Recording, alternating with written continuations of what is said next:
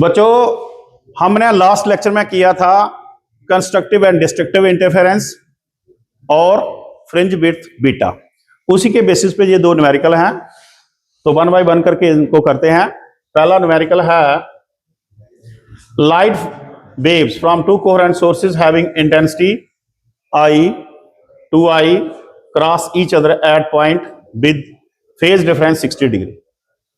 What is the resultant intensity at that point? तो I1B हमारे पास I है,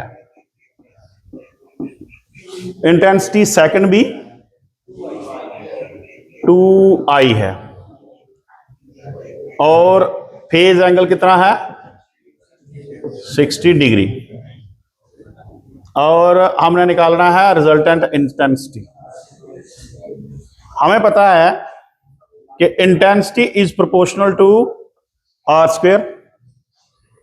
तो आर आपने निकाला था formula A square plus B square plus 2AB cos of five.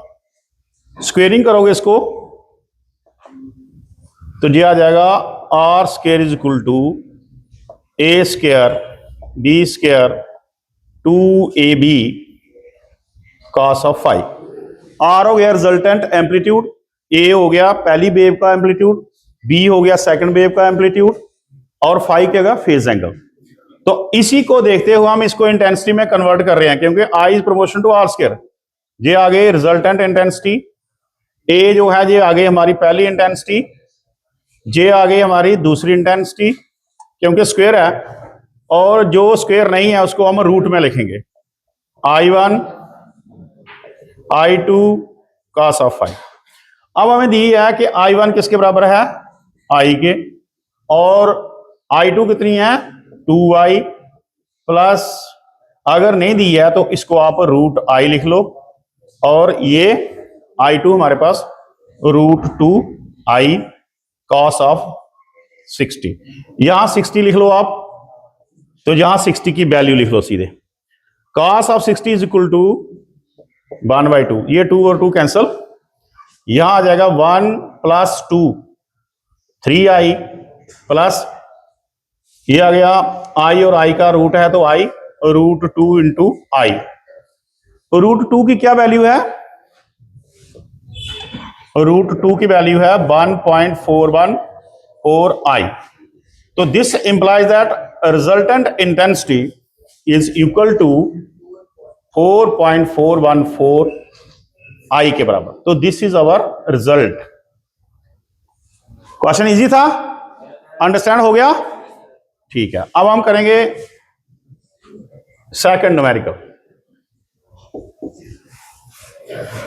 Second numerical में क्या है? In Young's double slit experiment the slits are separated by this. जो स्प्लिट के सेपरेशन है ये इसके बराबर है mm। तो this is equal to 0.28 into 10⁻³ metre. और इसके बाद screen is placed 1.4 metre. The distance between the central fringe and the fourth fringe is measured to be 1.4।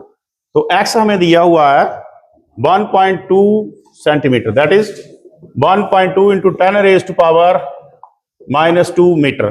तो फोर्थ फ्रिंज मतलब n इज इक्वल टू 4 है। हमने क्या निकाला है? Determine the wavelength. तो देखो हमारे पास जो x है, x is equal to n lambda dy/d के बराबर है।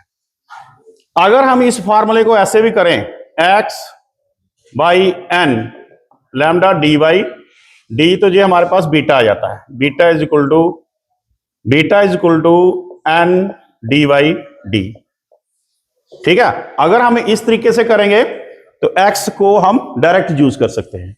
तो हमने निकालना है लैम्डा, तो ये किसके बराबर आएगा? Lambda is equal to x into D by N D. X हमें हमारे पास है 1.2, एक्स हमारे पास है ये 1.2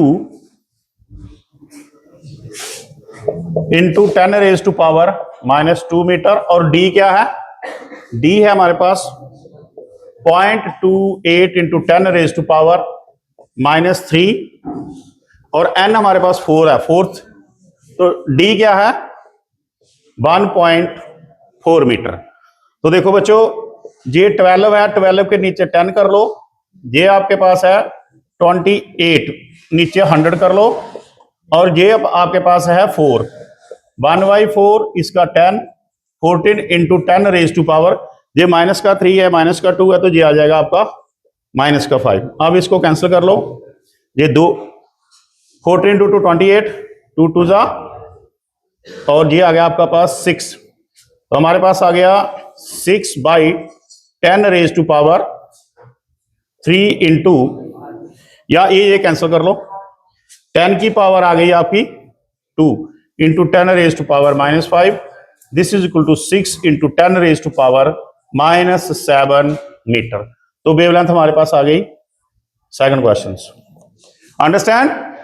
कोई डाउट जहां तक? ओके।